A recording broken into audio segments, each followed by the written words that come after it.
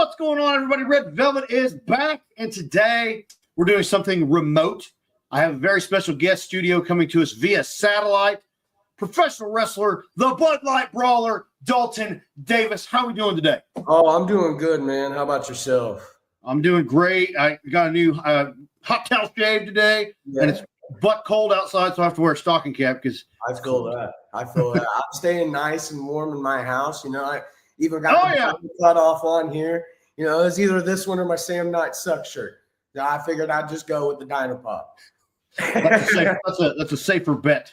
Yeah. You don't want anybody showing up at your house wanting to throw down later. Let me just preface all this by saying I do love Sam Knight. Okay, I just like to give him a hard time.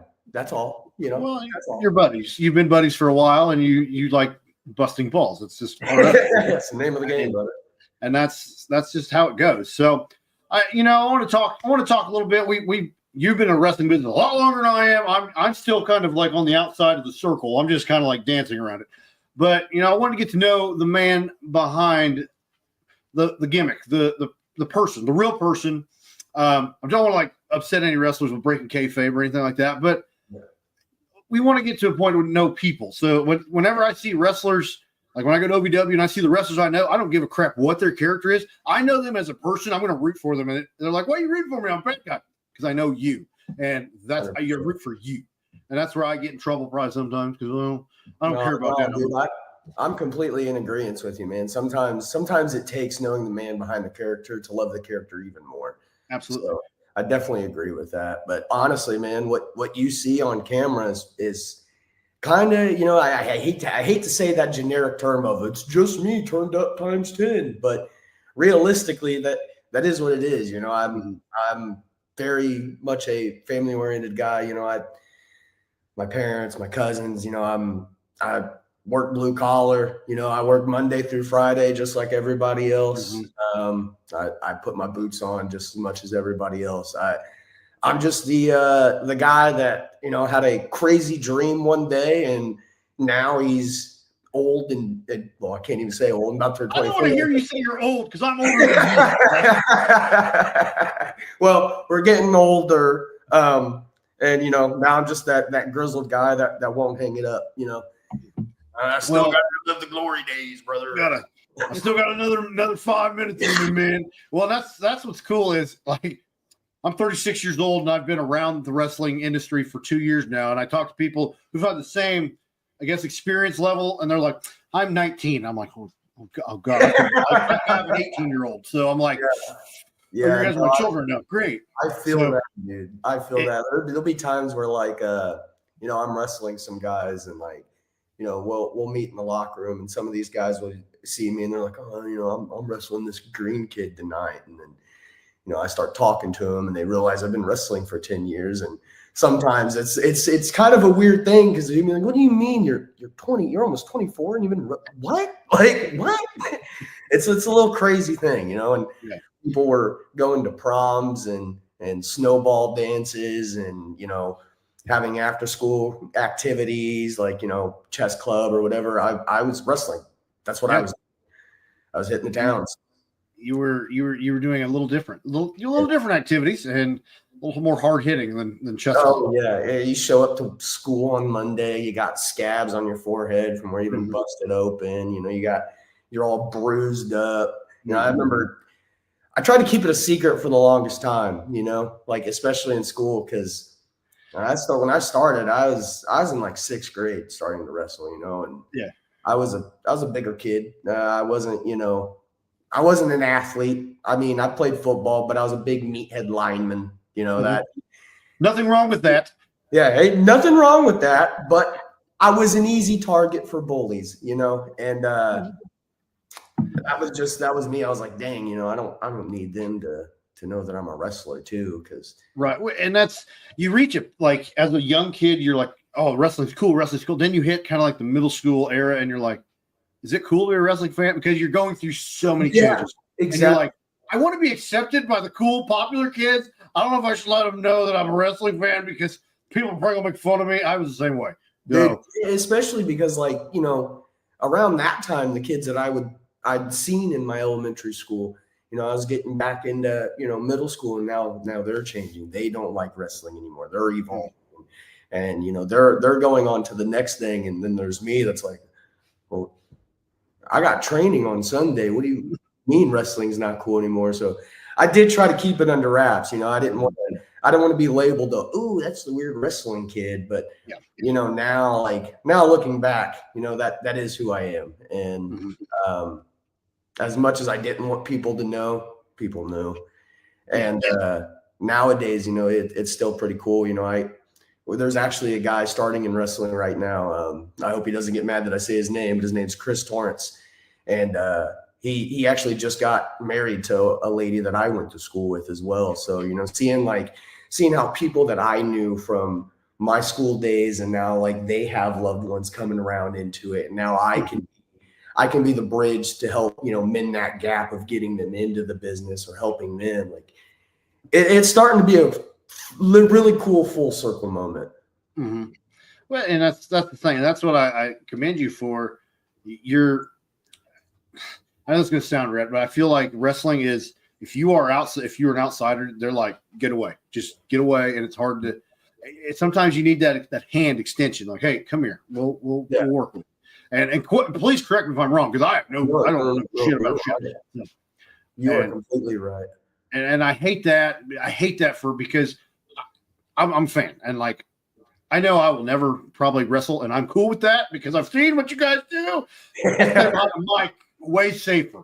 But just, you're young and you're still trying to figure out life. And you're like, I want to try this. And it's like, go try it. Don't close the door on like, you're 19, whatever, get out of here. You're 14, you're 15. You're not going to make it. Well, how do you know I'm not going to make a 15?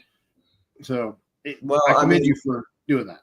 I do appreciate that. And I think honestly that the reason I have the mentality of like wanting to be that bridge is because like when I first started in the business, nobody, even though I was lucky enough to get the experience and the training and the green light to actually have people help me learn this craft, I have just as much people that are saying, oh, well, this kid doesn't need to be in here.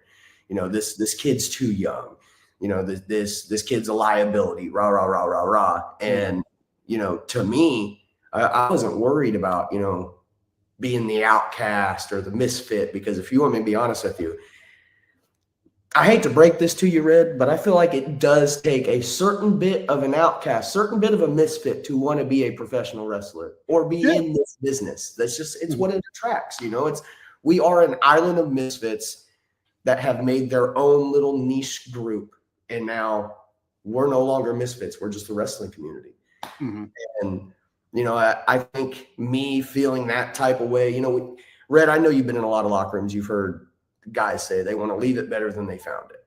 Mm-hmm. And, when Logan Myers was hanging it up, that was what his Facebook post said. I left it better than I found it. Mm-hmm. And I guess that's kind of what I try to do. I remember being that kid that was like, you're not going to make it. You're too fat. You're too big. You're not athletic enough. You're too young. Don't tell me I can't, because then I will. And I think that applies for other people too. So you're never going to see me hating on somebody like that. That's for sure. Right. So when I'm getting out of order of my questions, and that's fine. This is how we do it. You're hearing all this. You can't. What did you do to overcome that? Because when you got somebody telling you you're too young, you're too fat, too slow, you're too whatever, that starts weighing on you. How did you overcome that and be like, you know what, screw you guys, I'm doing it?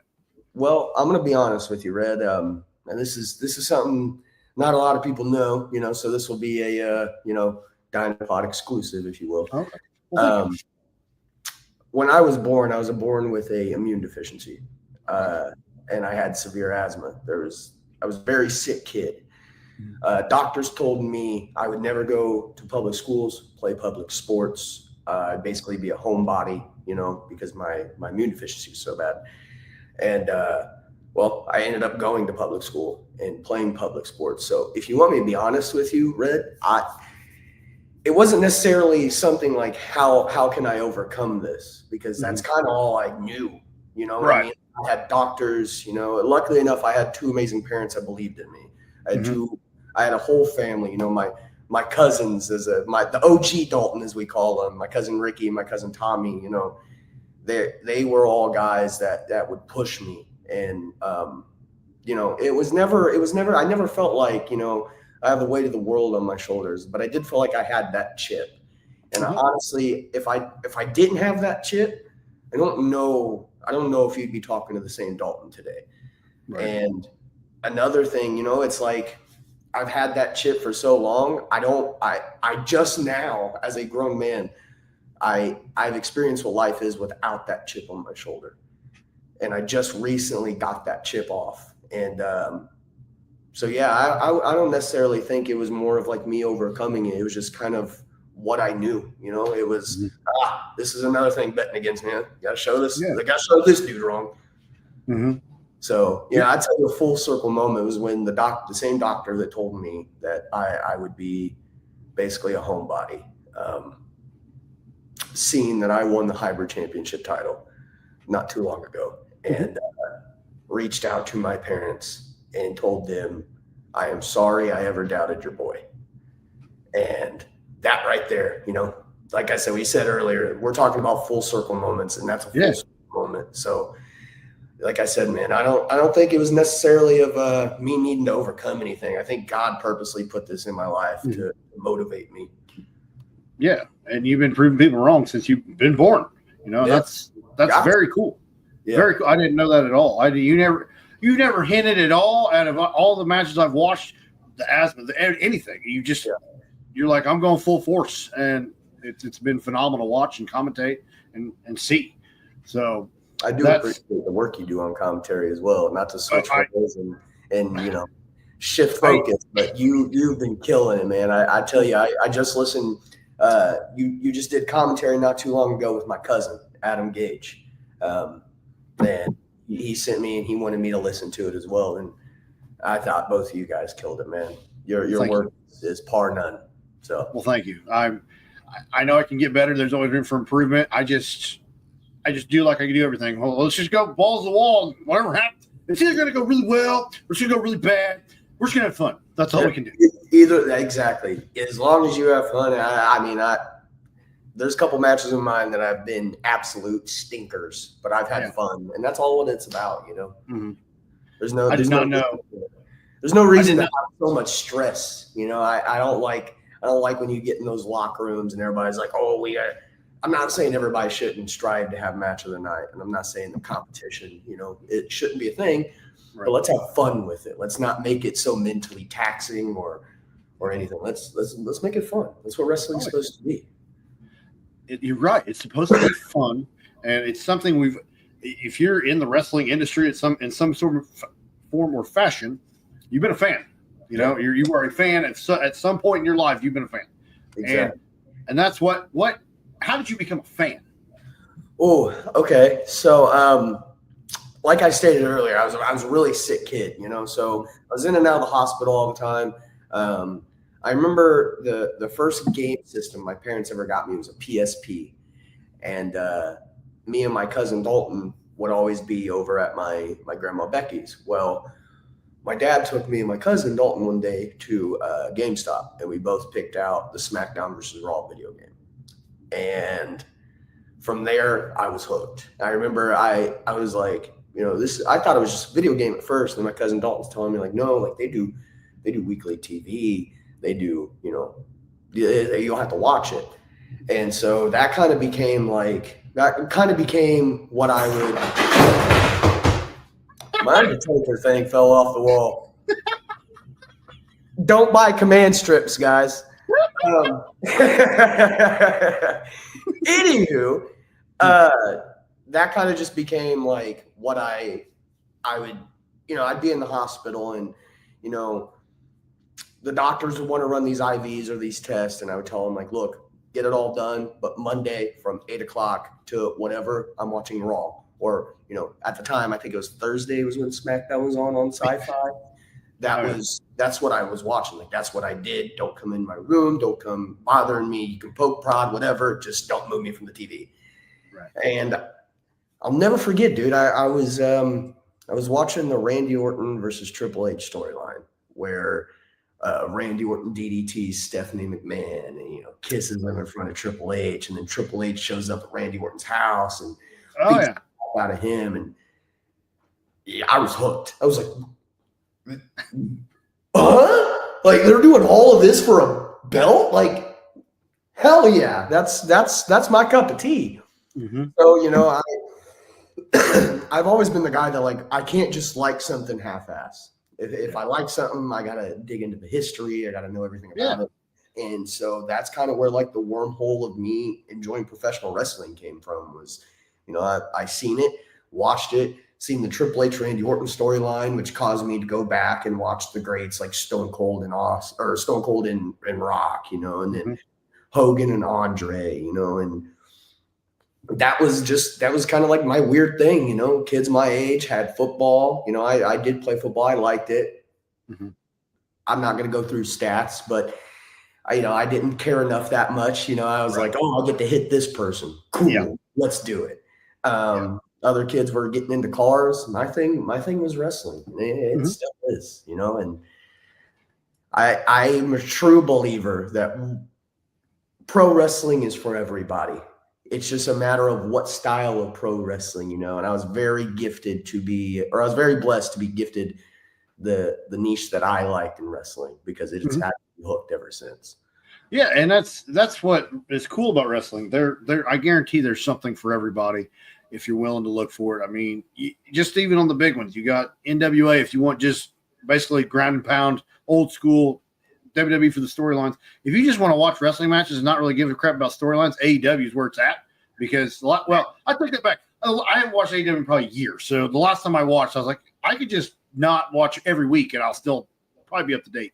But, but then GCW, if you like the deathmatch style, I mean, there's all sorts of different stuff. So find your cup of tea and enjoy, and don't hate on anybody else. Yeah, that's probably what grinds my gears a lot, is everybody's hating on, well, you like this, but I like it. Who cares? Like what you like and move on. There was one of my first ever trainers. His name was Ollie Tharp. He made the best analogy to professional wrestling that I've ever heard. He said, going to a wrestling show should be like taking your family to an ice cream shop.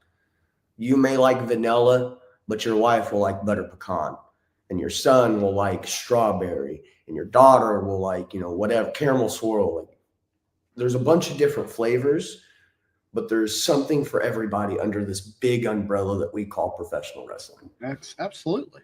So absolutely. And now that we're pivoting to that, training. How is training? Like, what does it take to become a wrestler? What do you? A lot of pain tolerance, I know, but I'm gonna be honest with you, man. It took a village to get me trained. Starting off, I was trained by Tolerant Zero. May he rest in peace. Zero, man, we were at New Wave Pro.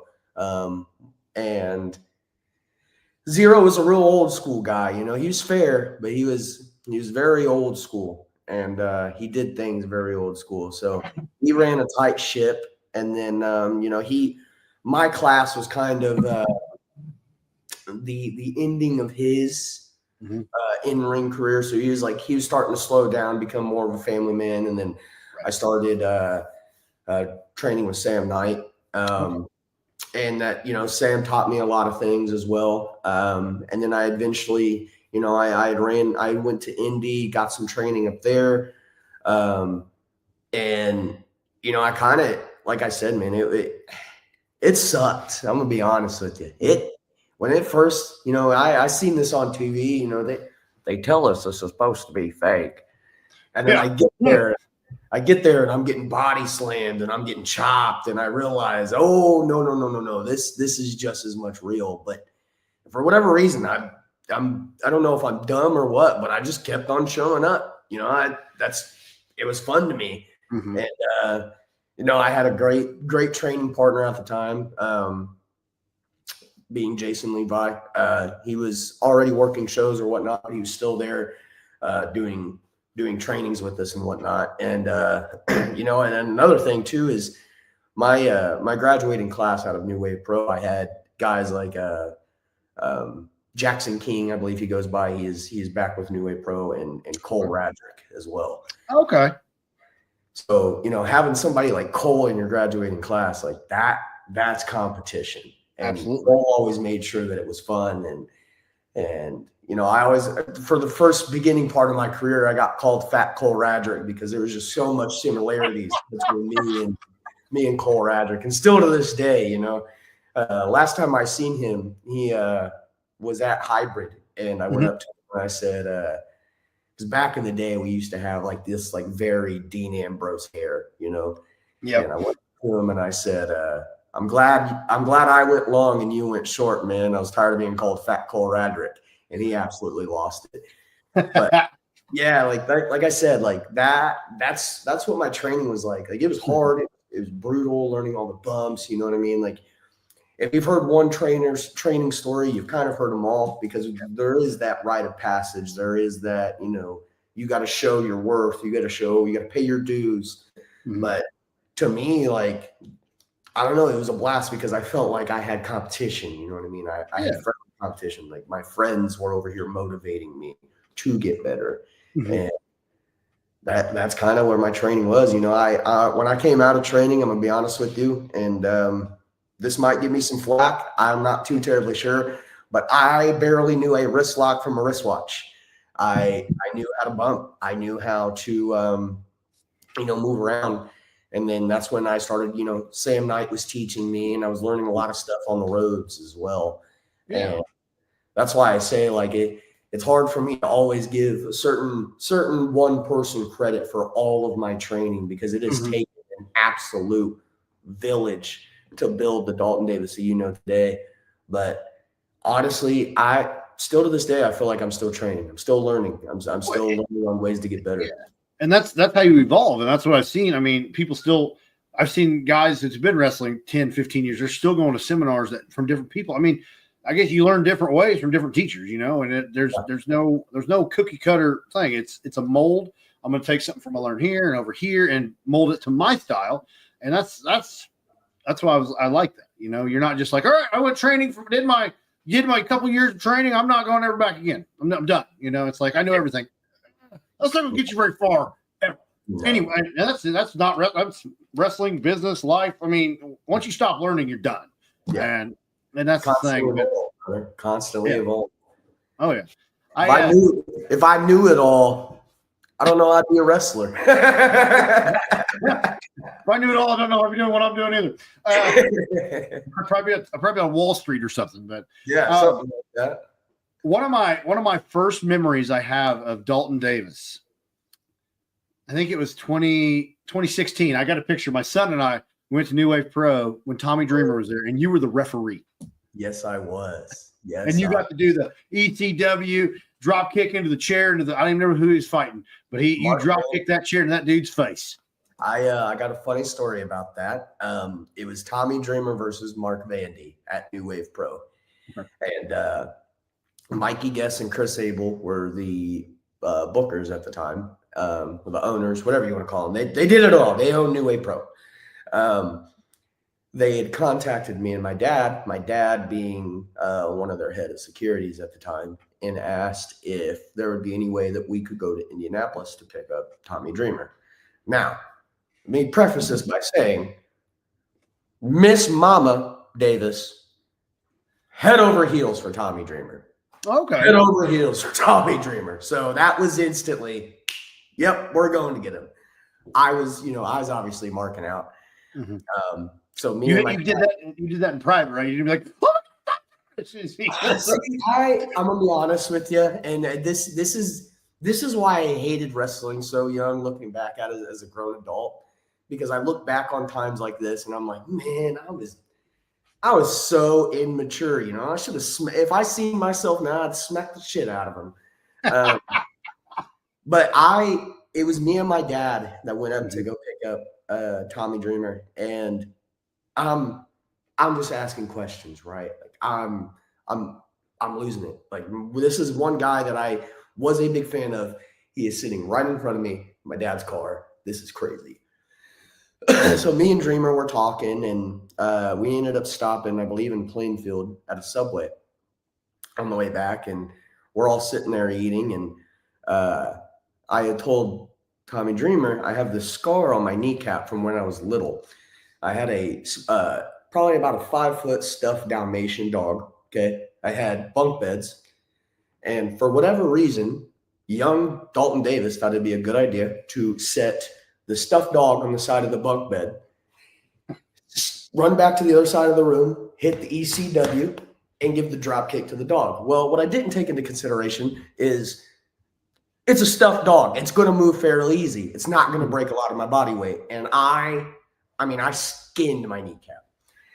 So I told Dreamer about that. And he's sitting there and he gets a good little chuckle about it. And we're in the locker room. They're talking over the match or whatnot. And Dreamer goes, "You think you can catch yourself in a tree of woe?" Where, Vandy's upside down and whatnot. And he goes, "Yeah, I'm going to go back. I'm going to give you the ECW. I don't want to take that bump tonight. Ref, that cool story you told me, you want to do it live tonight?" And I was like, yeah. And so that was that. That was a fun night because not only like we got the VIP pass, my son, I think he was 8 or 9 at the time. I mean, he was pretty young. And we got in, he got his autograph, got his picture taken with him. Of course I did too, but we were sitting front row and Tommy was beating on Vandy. Tommy had Vandy up and walked him over to my son. My son chopped him. And then later on, Tommy's standing in the corner, and my buddy that was with me is like, "Tommy!" And he's holding his chair, and Tommy's like, "Yeah!" Throws it up, throws the chair to him, and that was the chair that was used. So it was a fun night all around. The whole thing was fun, and that's what independent wrestling, especially in this area, it's fun for families. It's affordable because, dude, you can't afford to be a WWE fan anymore. But no kidding. It's like take advantage of that. I mean, there's 3 to 4 promotions in the 3 counties. Yeah. Go check it out. I mean, tickets are affordable. I mean, you're going to spend, I think if you go family of 4, it's like $40. Go check it out, and you'll have a memorable night because it's fun. I can't explain how fun it is, but it's awesome. It is awesome. And the one thing that I've always loved about our independent wrestling is you never know, like, the people that you'll see on TV tomorrow, And there's a lot of great guys in our area right now. Like, we got Eric Surge, we got Ashton Adonis, we got guys like Ace Perry. Like, these are all guys that you can realistically, I could turn on my TV and see on Monday Night Raw, Absolutely.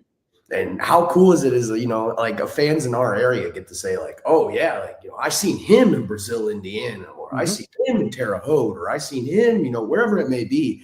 Right. And that, you actually get the chance at these indie shows to form a relationship with us. We get to know you one-on-one, we get to see familiar faces. And that's what I love about indie wrestling is the camaraderie that you can get with your fans. It's a one-on-one thing that you get with them. I don't have some guy pushing my social media that's not me. I'm not having somebody, make, fake statements on my behalf. When you message the Dalton Davis page, you're talking to me. Yeah. You see Dalton Davis at a merch table, you're talking to me. That's the beauty of what we do, man. Well, and you get to take the picture. You get to take pictures with the wrestlers, autographs. I mean, it's a lifelong memory that you can. I mean, I got probably 500 pictures on my wall of just people, dude. And it's like, that's a fun memory for me to have. It's a fun memory for my children to see that, we did a lot of cool stuff when we were kids. And that's what I want. I want that. And that's just, you go to WWE, you're going to spend, I went to Royal Rumble, spent $1,200 on 2 tickets. Guess what? I didn't get to meet any wrestlers, and the food sucked. You want to know something so funny? I went to a Royal Rumble, and I spent a healthy chunk, and the one and only wrestler that I did see was Ashton Adonis. Yep, seen him in the beer line. Well, heck yeah. That's the thing is, you got wrestling 5 minutes down the road, 10 minutes, 30 minutes. It's right here. Go check it out. It's worth the gamble, as you see what it is. You're going to have fun. Once you get there, you're going to have fun.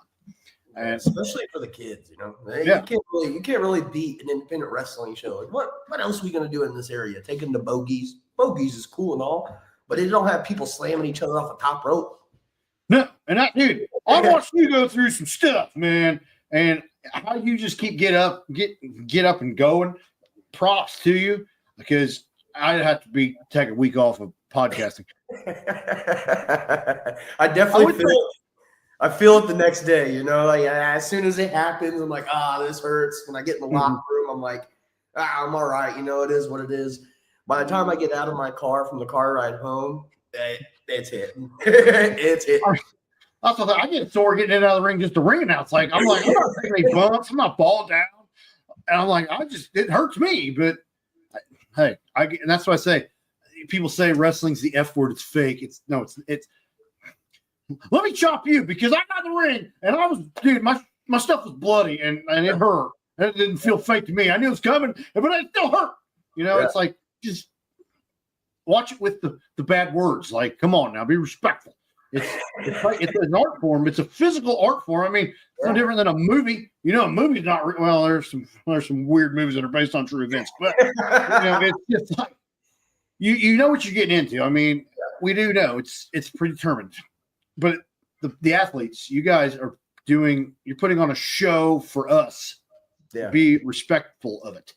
So, and that's my biggest gripe with non-wrestling fans is it's not real. And it's still fun.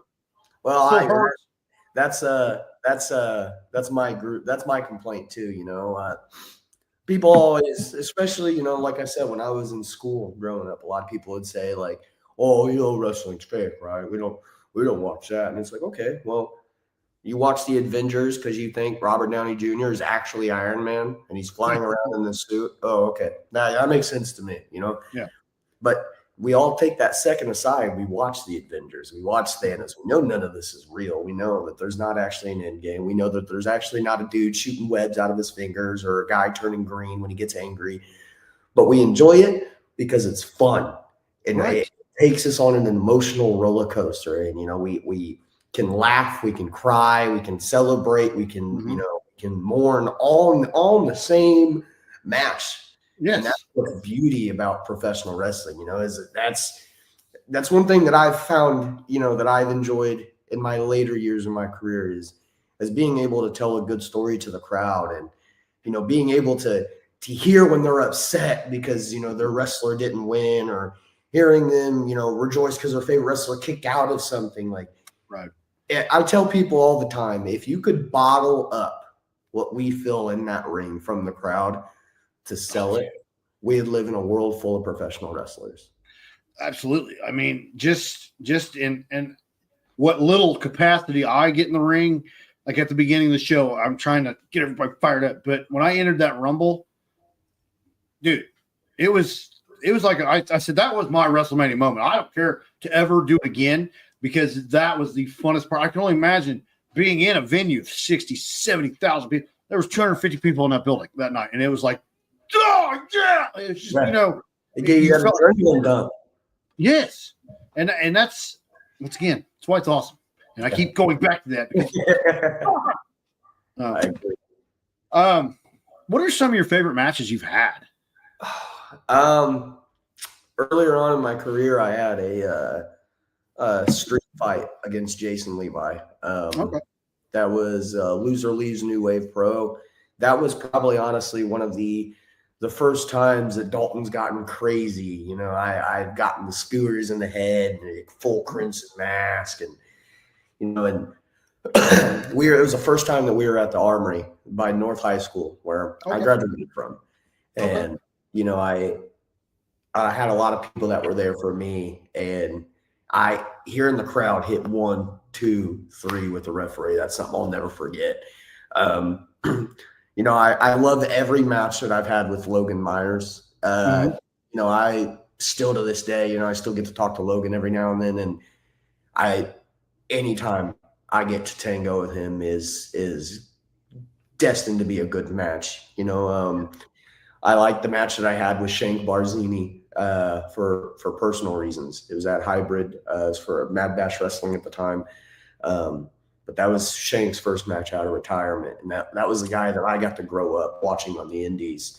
And then, you know, the talk here recently, man, like the stuff that I've been doing with Ace Perry, you know, Ace is just so effortlessly good. He is. He's phenomenal. He sometimes it makes me angry because I'm like, I'm out here trying and he's just ace, you know? But Yeah. man, anytime that me and him have touched here recently, especially that dog collar match that we had at Hybrid, it was a lot of fun. So yeah, I'm sure I'm definitely missing some matches. You're right. But those are just ones that are sticking out to me right now. Mm-hmm. Well, you've been 10 years wrestling. I mean, you've had hundreds, if not thousands of matches. I mean, yeah, you're going to forget some. I mean, it's just part of it. But no, you still have those memories. And when we hop off this interview, you're like, oh yeah, this match, I forgot about that one. And it's like, no, I don't mean it. This isn't personal. It didn't pop in until after my the fact. girlfriend gets on me all the time because like I can't remember. She'll be like, hey babe, you know, like 2 weekends from now we gotta go have dinner with my parents, whatever. I'll forget it. She'll ask me, you know, about a match that I had 6 years ago, and I can tell her about a cool spot that I did. Mm-hmm. But I can't, like, it's just bits and pieces, you know. Like even just saying that, I reminded me of the match I had against Chris Cutler at Signal 10. That's still one of my favorites as well. Like, just that kid was like 15, 16, 17 at the time, and he's tossing me around like that, and he's keeping up, and it was a lot of fun, you know. Yeah. Well, that's what he was in the Rumble. I just missed him coming out of the Rumble match, and then I realized I go at the All-Star football game. There he is playing linebacker against my kid. I'm like, yeah. What? Yeah. Speaking of your boy, happy Veterans Day. Oh, well, thank you. Happy Veterans Day to Chris Cutler as well. So I'll spread the message. I appreciate that. Yeah, we're flying out Thursday to see him graduate basic training. So. Oh, nice. Yeah, that's a tearjerker, man. You know. Oh, dude, I've already been crying. It's pretty bad. But yeah, we went up there, like I said, to see Cutler graduate, Rebecca's brother, and man, even for me, man, that family day, them coming out, it was like, oh, I can't cry, you know. But yeah, it's a tearjerker. It's a tearjerker for sure. He tried to get me. And if Chris Cutler, you see this, I got a receipt for you. Yeah. Real men don't cry. You should know this. We'll put on the poster. Cutler tried to make Dalton cry match. Yeah. But no, it's just, but that camaraderie you guys have, you know, that's cool, especially the age difference right there. I mean, you bonded over wrestling, and I like that. He told me a lot of me when I first started, you know, just because I started so young. And then when I started going around him was when Mad Bash was doing stuff with IWAU. And he was based out of there. And he was so good at such a young age.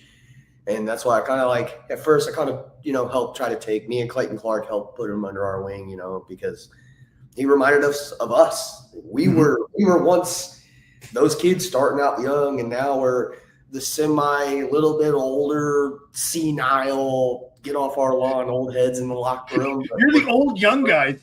Yeah. Grizzled young vets, brother. There you go. Yeah, that's cool. Championships. What are some championships that mean a lot to you that you've won? If you want me to be honest with you, I've not had a lot of titles in my career, surprisingly. You know, I've had a lot of tag team title runs with Jason Levi's Knockout Society. We held the EPW tag team titles. We held the DCCW tag team titles.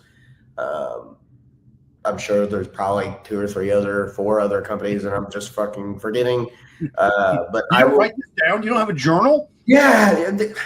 Sometimes I see sometimes guys will like write down, which kudos to them. I looking back on it, I should have done it. But there's some people that will put every match that they have in a phone note so they can remember each match that they have. Hindsight, I should have done it because I could have remembered, but like, holy crap. But I jumped off the whole rail. I forgot my whole train of thought there, Red. What the tag team belts that you? Oh yeah. Honestly, I'm going to be honest with you. The title that has meant the most to me in my career so far has been hybrid championship wrestling title, the Midwest title, just because of the story that we had to tell going into it, the story that happened in real life to get to it, and the fact that it was my hometown. I got to win it, and I was surrounded by my family and my friends and familiar faces, and to feel like I said this in a promo against Ace Perry. I said, Ace, you can complain about how I won this title, but since I've won this title, I have made this title for the people, by the people, because God damn it, they are my people. And I mean that. I was finally that young kid who was in that same exact building watching wrestling shows. Now being the heavyweight champion and seeing the kids that were sitting right where I was sitting, looking at me, asking me the questions that I once asked, like that, it don't get much cooler than that, man. Yeah, and that's the thing is, when a company puts their heavyweight title on you, you are the face of their company. You are the company's on your shoulders, and that's it's a prop, but it's the prop of the business, the company saying, "Hey, we trust you to run this. Go for it." And you did it. You did a hell of a job. I don't have the numbers how long you held it, but 300 days. How many? 330 days. Okay, I mean, dang near a year, and you did a great job. And that storyline to build up to it, I mean, was great. It was fantastic. I got to see a side of Clayton Clark I've never seen before. I got, and it was so cool to see. I got to see Ace Perry do some wild stuff, and that might be just like a Saturday night for him, but it was like, whoa. Like that. So just that entire story, but then the real life aspect. You broke, was it your ankle? Yeah, it was my fibula. Ooh. Yeah. How did that happen? Well, coincidentally enough, I'm going to preface this by saying everything that I'm about to tell you is real life. It's true. And a lot of people at the time thought we were just, making it a storyline. This is the honest to God how it happened. I was wrestling Clayton Clark at a show it was a benefit show. It was somewhere in Illinois. I can't put an exact place on it. Yeah. But it was called like a Sliders Showdown. It was at some bar called like the Sliders. I digress. Anyways, I was wrestling Clayton, and Clayton goes for a house show dive, what we call it. And basically where you just hold the ropes, you jump over, cross body to the outside. Okay. Well, Clayton jumps, and I see him, and I make the initial contact, and the front row was super close to the apron, and there was a lot of kids in the front row. So it was, do I dump 200-pound Clayton onto a group of 8-year-olds, or do I put my leg back and try to counteract the weight so we can land safely? And so that's what I did. And as soon as I dropped that left leg back, it went. Ooh. Yeah. And it instantly buckled. I tried being an idiot to get up. I was like, I pushed Clayton off me, and I was like, okay, I've jammed my ankles a lot. I have bad ankles from football. Okay, if you are a lineman and you've ever played football, you have bad joints. Exactly what I'm talking about. If you're a defensive lineman or an offensive lineman and you chop block, count your days. That's why I have bad ankles. But yeah, I remember I went to go get up to finish the match, and as soon as I put my left leg forward, I just collapsed. I couldn't put it. And so, I'm wishful thinking. And I'm like, maybe it's not broken. Maybe it's not, whatever. All to get to the hospital. Drove all the way from Illinois back to Terre Haute so I could go to Union Hospital. I had my dad take me. Shout out JD. Went in there, and they told me that I had a broken fibula. Whenever they got in to do the surgery, they figured out I'm really bad with remembering names, but whatever bone or tendon that like basically keeps your ankle level so it doesn't teeter-tot, that was going out. So they put 2 plates, 7 screws, and 2 rods through my ankle, and that was my surgery. Oh my gosh. Yep.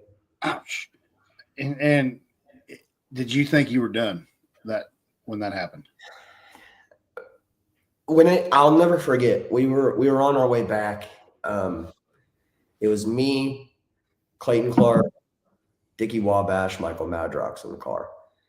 And we were on our way back, and I think we had stopped to get gas or something because we needed it. And I remember I was just sitting in the car, and I said to Dickie, I said, I think this is it. You know, I think this is it. I think because at that time, it wasn't necessarily that I felt like wrestling was being taken away from me. It was just in my head at the time, I was like, oh, my ticket's been punched. You know, like I don't want to have to go through this again. And then honestly, man, like I'd say maybe by like the second, third, fourth day, I was just missing it. I was missing wrestling. I was wanting to do anything and everything that I could do to get back. And, you know, like Austin started running the training school for hybrid for a little bit at that time. I was constantly there. He's yelling at me to stop rolling around. I'm in a walking boot. Dude, what are you doing? Like I missed it, you know, and that's why I can tell you now, I don't know if I will ever truthfully retire. I don't know. You might not see me for a couple months. I might go and do real life Parker things, but yeah, I don't know if I'll ever be able to leave wrestling, man. It has its way of sucking me back in, you know? I understand that. That was kind of my segue to the next question. You know, how'd you overcome that? But it was just irking at you. You're like, I'm going back. It was an itch, man, you know, and I couldn't scratch it. And, you know, in my opinion of wrestling, and now granted it's different for everybody, but in my head, you know, in wrestling, we need good brothers. I say it all the time. It pays to be a good brother. And, you know, I had guys like Clayton Clark and Logan Myers and Austin Atlas and Aaron and, you know, Cutler. Like I felt like I owed it to them to get better, you know, and that was kind of like the itch, you know, and I had all of them supporting me, you know, like, hey, as soon as you get cleared, you know, let's dance, brother. And so that's kind of how I did overcome that, you know. And if you want me to be honest with you, like we said at the beginning of this podcast, I once again had a chip on my shoulder. Yep. And it was time to kick it back in gear. Mm-hmm. And, you know, I felt I had my somber, my pity party at the beginning of that ankle break. And as soon as I got that surgery done and over with, it was like, okay, let's get it going. Right. So you overcame that adversity, and your first time that I saw you back in the ring was at Hybrid, and the great storyline, cashing in your case, taking out Clayton Clark right after he'd won the championship. Yeah. You take it from him. And that's how we ended 2024 was Dalton Davis high up with the belt.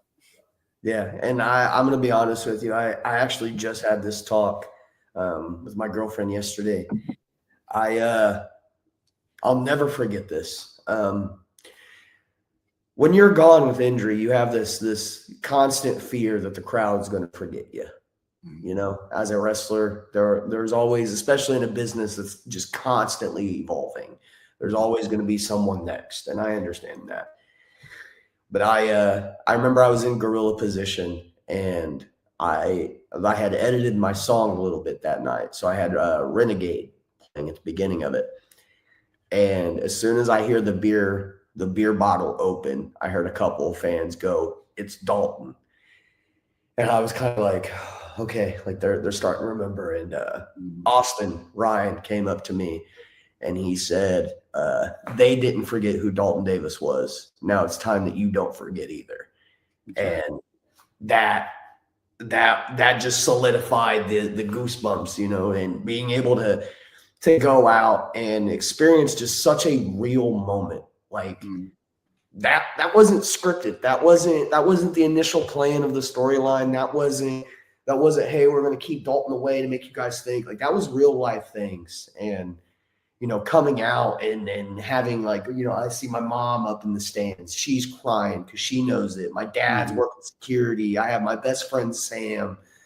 Like, these are all people that have been in the trenches with me. And so the fact that they got to see it in my hometown and we got to feel that like I said at the beginning of this, dude, you could bottle that up and sell it and everybody asks for it. Absolutely. Like you said, you mentioned your dad. He's been security. What is it like working with your dad, being in the wrestling business with your father? Oh, it has its perks and it has its downfalls.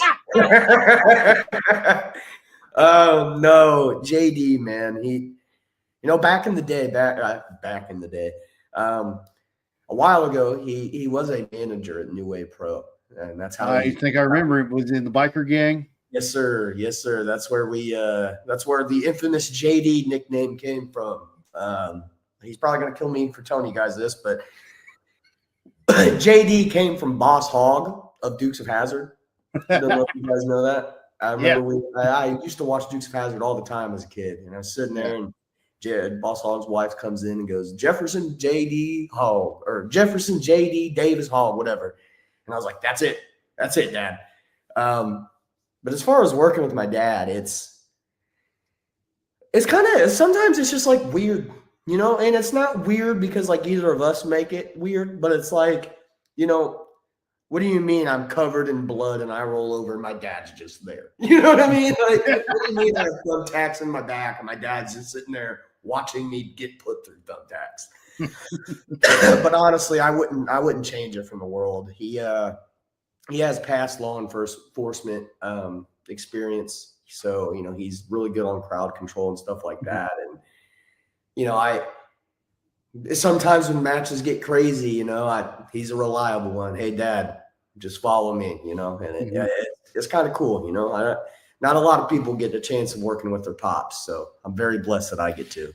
It's very special, and he does a great job of security. When all the matches I've been around, he's done a great job. So hey, he holds down that fort. You should have seen him when I was a kid. Thought he ran security with an iron fist. JD. What are some of your favorite memories of just this past 10 years of journey? Oh man, honestly, I have a lot, man, and a lot of them just boils down to being a good brother. The fact that I get a little personal. When I was a kid, I wanted siblings more than anything. And it just wasn't in my parents' cards to give me any siblings, sadly. And so now I feel like I've overcompensated that by the amount of brothers that I've met in wrestling. I have a whole phone list of guys that I know that I could call at any given time of day, and they'll answer and they'll be there. And that to me is the ultimate memory. You know what I mean? And I know whenever it's all said and done for me, and eventually whenever I have kids, I'll be able to take them to a Signal 10 show or a hybrid show or whatever it may be. And, there's going to be one or two guys that are on the card that's like, hey, 8 years ago, your dad was a badass, something. And so that's enough for me. People say you should join wrestling to want to make a contract or to see your name under the big lights. And when I first started, that was my goal. But realistically, I understand everybody has an avenue. Not everybody can get that pomp and circumstance. Right. To me, now in my career, what means the most to me is, I have now fulfilled. I want to be that guy that I needed when I was a kid. I want to be that guy that little me could have seen and been like, that's my favorite wrestler, and I want to leave at least a little bit of a legacy that, one day my future kids can know, like, hey, your dad just wasn't, a blue collar worker. He actually motivated himself in life. But as far as like specific memories, man, I got some good ones, but I don't know. I don't think I could share most of them. Those are the best memories. Yeah. There's a couple of frat wrestling shows. Oh, that those ended it kind of crazy. that's probably ended in real fights. Not in real fights. Not in real fights. Okay. There was a certain wrestler. I'm not going to name names, but there was a certain wrestler that we had lost. And so I went through like 3 or 4 dorm rooms screaming said wrestler's name in Stone Cold's voice. And it was like 4 a.m. So that was cool. Yeah, you know, the Tolly's trips. You know what the Tolly's trips are like, Red. Mm-hmm. Anytime of those. Yeah. Well, I got to experience the Tolly's Beer Garden Brawl that Hybrid put on. Yeah. I had a lot of fun. I don't remember a lot of the show, but I had a lot of fun. Hey, I still owe you a beer for that, by the way. I still owe you a beer for that. I ain't forgot. I remember talking trash to that poor guy from Japan. I mean, I don't know his name, but I just remember opening the door and he's walking out. And I'm like, that guy. I won't repeat what I said, but I go. But it was like poor timing because they just got quiet. And I'm like, that guy. I'm like, oh, well. It was a fun time. It is fun. I can't wait. Honestly, I can't wait for Ivan to do another show at Polly's. That was, when Austin first told me about that show, I was a little skeptical about it because I was like, I don't know how setup's really going to work with this. And then seeing it, I was like, dude, like this is badass. Yeah. I'm excited for the next one. I'm gonna have an Uber driver with me, so I don't have to drive. So, but other than that, it was a fun time. No. Didn't you get put through a field sobriety test before you left? I did. Hey, it's all make sure we're good to go. You just never know. You got to be safe. Yeah. Or safe and sorry. You know what I'm saying? Yeah. Rather be safe than sorry. Exactly. Any advice for a person either starting in the business or wanting to start? This is going to be very hallmarky, very cliche, but don't let people tell you no. Let it motivate you. There's always an avenue to get where you want. The path may be blocked right now, but there's always alleyways that you can go that lead to other streets that ultimately lead to the same destination. Mm-hmm. But no matter what alleyway, what other street you may take, make sure you treat every person the same way. I was always big. My dad always taught me growing up, you treat the janitor the same way you treat a CEO. That's right. And, in the wrestling world today has been a lot better than when I first got in. And I'm very proud of that. Mm-hmm. And it's because finally we have a good group of good brothers and sisters that genuinely just care about each other. And so make sure if you want to come into wrestling or you are in wrestling or, for whatever reason, you just want a piece of advice from me. It's always be a good brother. Cause at the end of the day, it pays. I have not been the most jacked person on a card. I've not been the most, household name. I've not been anywhere internationally. I've barely been, around the States. I get it. But I've made sure that I've been a good brother to everybody, and it has worked out well for me.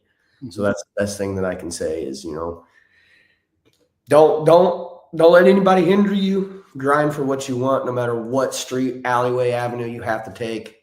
Get to your destination and be a good brother or be a good sister or just be a good person, whatever you identify as.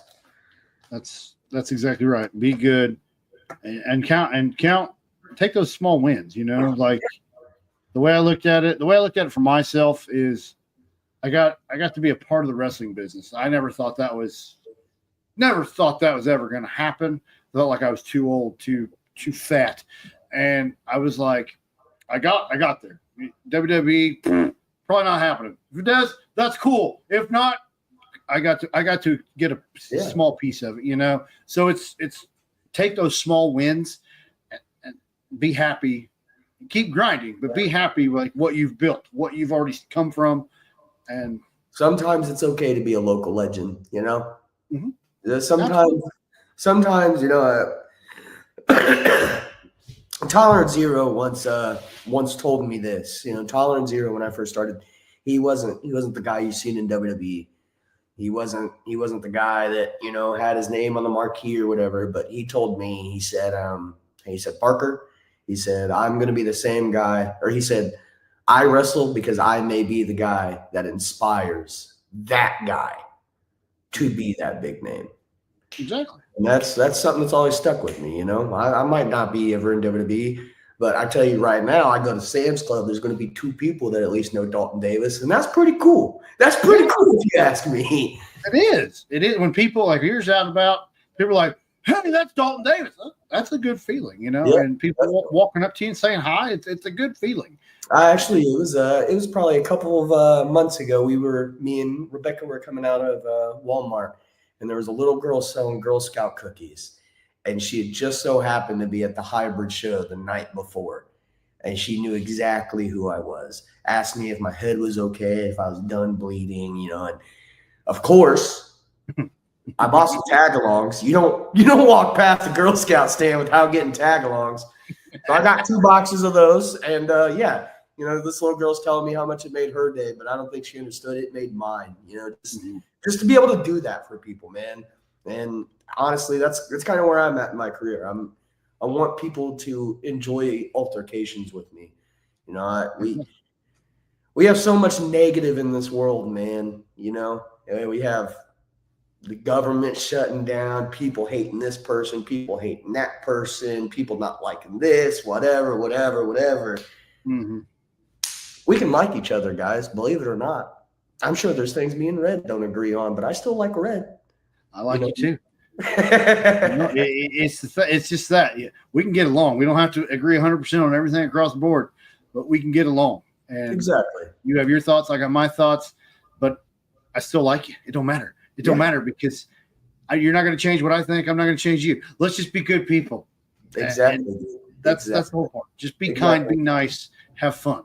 And I will say, man, I think that's why, like, you know, I believe it or not, if I don't know people at wrestling shows, I do stay kind of quiet in locker rooms, you know, and I think that's why I kind of gravitated towards you, is because you can tell just by your energy and who you are that you are a good brother. You are a genuinely great person. And, you know, now even Rebecca will tell me, like, I genuinely get excited because I'm like, oh, hell yeah, Red's going to be at the show today.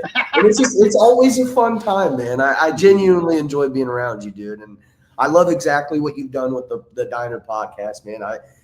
I can't say I've been around from the start, but, you know, I remember when you and Jared first started coming in and what the Diner podcast was and what you were been able to achieve with it now, dude, is so amazing. You know, I see, like, you do so much for the community, and I think that goes unrecognized. You know, like the fact that you are traveling and seeing these high school kids and you're giving them a platform to not only get their name out there, but to be exposed and you know, get other people to know. I genuinely think that's badass. Like, I remember when it was actually that All-Star game that we were talking about. I remember you had shared a whole bunch of stuff, and like Cutler's name was on there, and like you were doing more than just, you know, the Brazil Terre Haute area. Like, you were doing full-blown conferences, and you know, I know a lot of that stuff goes unrecognized, dude, but I want to give you your flowers for that, because I know that's a lot of sleepless nights and a lot of numbers that you could be definitely doing something else with your time with. But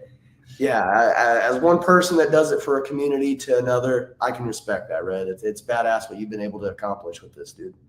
Well, I appreciate that. It's been a fun ride, and I've tried to take advantage of every opportunity presented to me, and it's not possible without the community support. I mean, exactly. We're entertainment. We're entertainers, and we need the people to be entertained, and I feel like if we don't do that, we failed.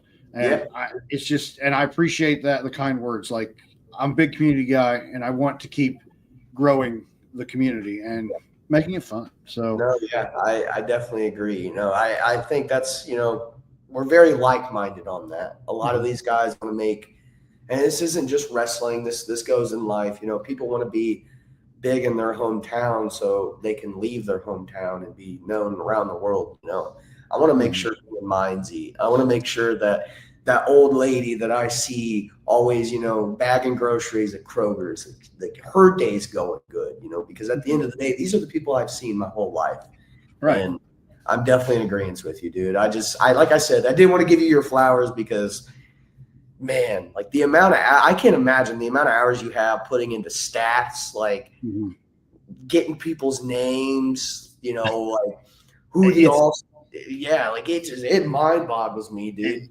It's been an absolute blast, and I just released the all Dinerpod team, the small school, big schools, and I enjoyed it. Is it perfect? Absolutely not. I did it my way, and the amount of pushback I got from some people. It wasn't the kids. It was random adults, and I'm like, hey man, I get it. I don't know. I'm not perfect, but at the same time, I did a formula, and if that made you mad, if I ruined your day, I apologize. But you got bigger fish to fry than what kid made this imaginary football team? Yeah, no kidding. That's crazy. I don't get why people be mad about that. Just be happy that somebody's doing it, because the second that, and I hope this day never comes, but the second that you decide, hey, I'm not doing that with the diner anymore. Is the same day that somebody's going to step up and be like, I wish we had something like this. And it's like, well, you did. And it's been a ride. And that's the thing is the kids, the amount, especially the youth, like the youth kids. When I go to the football field out here in Brazil, man, kids light up. And that's what makes it worth it for me. And it's like, it's all noise. All the adults saying it's all noise. You just, the kids, when I walk around town, I'll have a little 8-year-old kid, podcast man, high five me. Like, just, I'll get that throughout the day. And I'm like, that is what it's all about, is making these kids' day, because I coached for so many years and I watched kids, man, their home lives were so bad. Like that was that little hour and a half a day or whatever we coached them. That was the only positive they had. And it's like, I want them to feel like rock stars, and I want all the kids to feel like rock stars. That's why I do what I do. No, yeah. And you never know what somebody's going through, And so I'm right there with you, man. It goes back to what I said earlier. You treat the janitor the same way you treat a CEO. Everybody has a story. Everybody has their bad days and good days. And it's people like you that make those days better, Red. And it's people like you as well. Oh, no, it's people like you. We're rock. The ultimate throwdown of who does it better. The ultimate three. We take one of those like side by side, like graphic pictures. That's the thumbnail.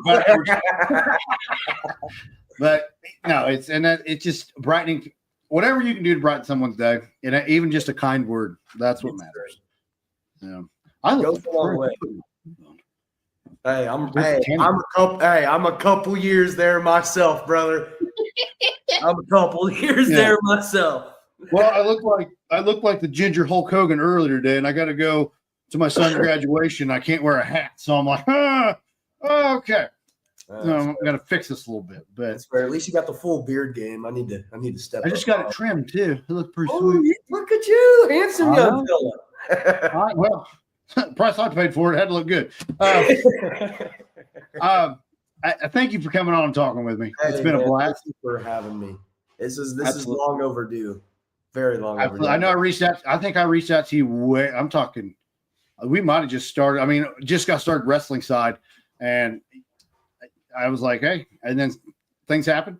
A year and a half later, we finally made it happen. You know what I'm saying? Hey, we got here. That's all that matters. It was a blast, though, man. And I like I said, I'm so glad we got to do this. I've been wanting to be on with you for a while. Anytime that me and you have seen each other at shows or whatnot, it's always been a genuinely good conversation. So I'm glad we got to put that in front of a screen this time. Absolutely. And it's going to be great for the people to listen. At this time, I do want to thank the people that make this possible for me to do it. Wabash Valley Plumbing,